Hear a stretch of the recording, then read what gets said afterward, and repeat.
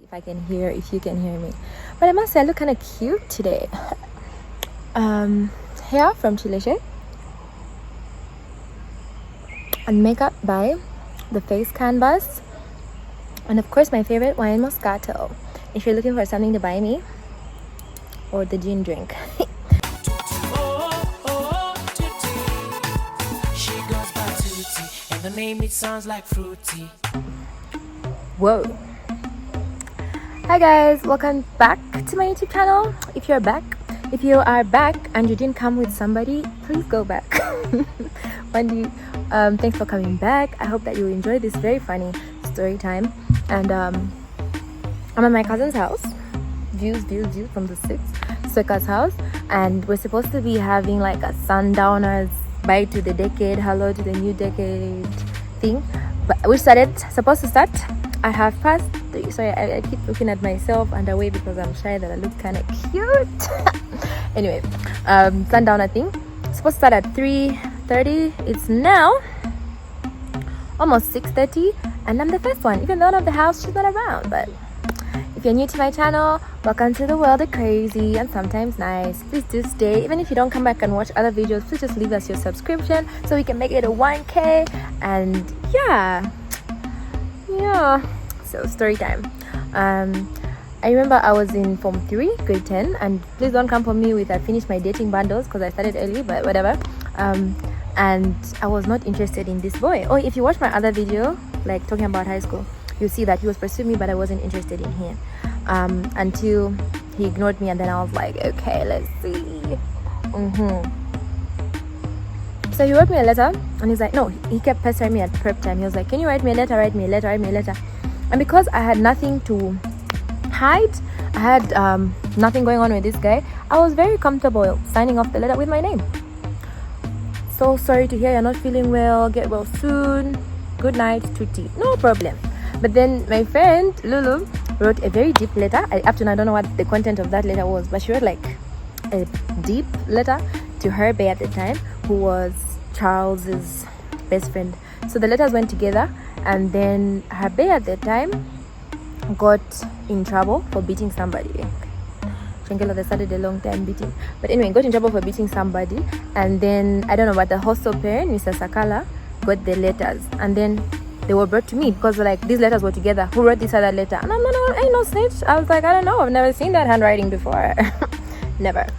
Then I was called by my mentor. What is no mentor? The sixth form. What are they called? Tutors. I was called by my tutor. She's like, why are you writing letters to boys? And I was like, he's just my friend. Like, read the letter. What does it say? No, the school doesn't encourage exclusive relationships. You could get in trouble. I was like, he's not my boyfriend, because he wasn't. But anyway, he wasn't, and that was the point. Okay, fast forward like 2 months or maybe even 3 months. It was before prep. Trust him to talk to me, and he was in a mood. And then I was in class E, he was in F, being a monitor. And so he sent somebody, I think Circus, I'm going to feel shy. Anyway, real quick, he sent somebody to bring the note, and he was being so rude. Like people used to say he looked like Ludacris. I don't think so. So between the two of us, he used to say he looks like Martin Lawrence. So I was like, something Martin Lawrence. And then he's like, we can't be doing the same thing every day. That's what I did to you. So I was touched. I wrote a paragraph. You guys, to be honest, I don't even remember what I wrote in that letter. I do not recall, but I wrote a paragraph, which again never got to Charles. He never received the letter. It somehow ended up with Mr. Sakala, and because he already knew my handwriting, and even if I didn't sign it, obviously at this point he was my boyfriend, so I didn't sign it. Even if I didn't sign it, Mr. Sakala knew exactly who wrote the letter, and he just brought it straight to my hostel parent, who happened to be my uncle's wife, and to just yes, okay. So I just so happened to be somewhere near her, and all this while I didn't know that this is what was happening. But I just one day, Lubona, my friend Lubona, and I were near her, and then she's like, Tuttie and Lubona, you girls, you won't believe what your friends are doing. She opened this letter, you guys, and it was my handwriting, and I'm like, and I don't even remember. I just remember it was long, and she was so disappointed with the content of that letter. I don't know what it was, but she's like, she just opened it. So I started reading the first line. I can't believe that you. Then she then closed it. She's like, anyway, I'm going to come around asking for people's handwriting, like people to check people's books to see who wrote this letter. She walks back into her hostel, and Lulu and I are like, oh my gosh, what are we gonna do? Okay, obviously not in an accent, but like, what are we going to do? You guys, I was under pressure. So I decided I was going to call my mom and tell her that I like this boy. He's not my boyfriend, but I like this boy, and I wrote him a letter, and the school found it. Then I'll go on up to Mrs. Ngungu. And I don't know, I just felt like, yes, she's a teacher, but she's also my aunt, so she's going to squeal on me to my mom as well. So I thought, okay, let me go to my mom.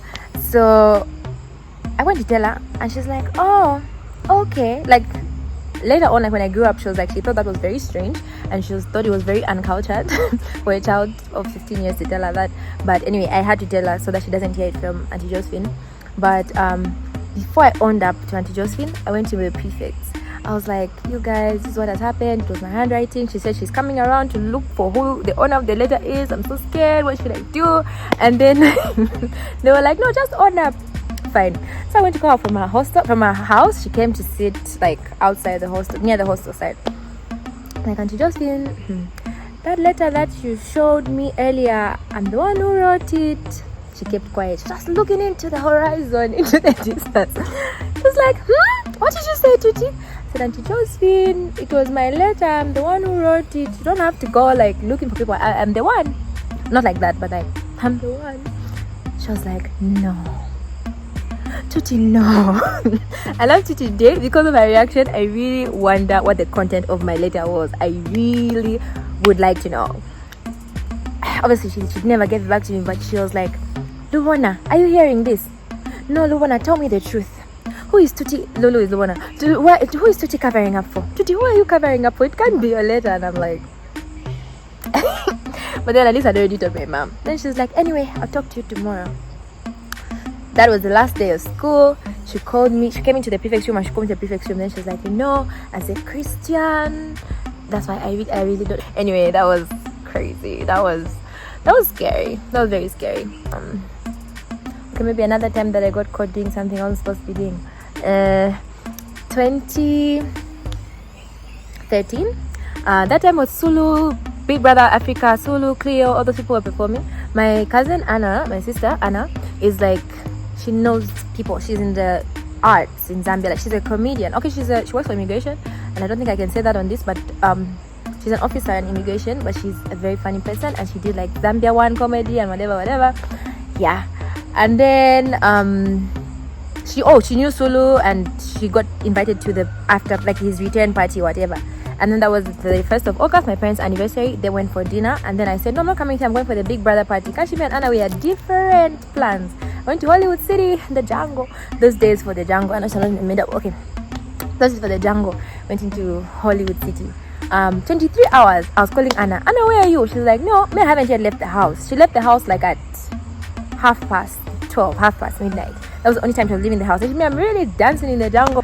She started calling me at 02. Tuttie, let's go home. So I was like, okay, Anna, 30 more minutes. Oh my gosh, you guys, 30 more minutes became 4 in the morning. And I was going home with Cassie, actually the owner of this house. I was going home with Cassie and my other cousin, Katendi. And then Katendi used to live up the road from my house. We reached the whole time, like from the flyover bridge, actually. From the flyover bridge up to North Mead, my mom is calling me.